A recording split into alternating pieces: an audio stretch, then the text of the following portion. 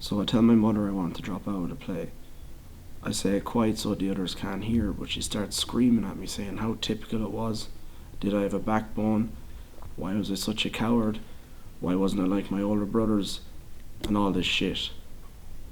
And then she says I'm like my dad. But what would I know? I haven't seen my dad since I was 6, but she starts shouting, "You're just like your dad, Jim. Just like your dad, walking out on things, walking out on me, gutless." I mean, why did she have to bring up my dad in front of all those people like that? Why? So the following night is the Passion Play proper, and I'm kneeling down and looking up at Jesus Christ. He's doing a wonderful job dying on the cross. This guy called Nick Lawson. He's into amateur dramatics in a big way. I actually saw him in a production of Aladdin playing the Widow Twanky, and I swear to God he was hilarious. But as Jesus Christ, he was even better.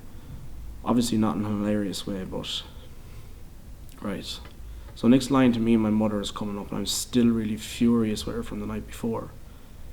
"Woman, behold your son," cries Nick. At the start, I didn't know whether it was his great delivery or just thinking about my mother being my mother. But I started to cry. I'm crying really hard. People are thinking that this is wonderful. I completely upstage Nick's crucifixion, and suddenly the night's all about St. John and whether he's going to be alright and if he'll have the strength to start and carry on and finish his gospel. But anyway, afterwards, I'm in the sacristy and I'm looking over at my mother while I'm wearing my lime robes. She's having the lemonade. And I realised then why I was crying back there. I was crying because I know my mother doesn't like me. If I really remind her of the man she hates, the man that left us when I was 6, then maybe I should walk away too.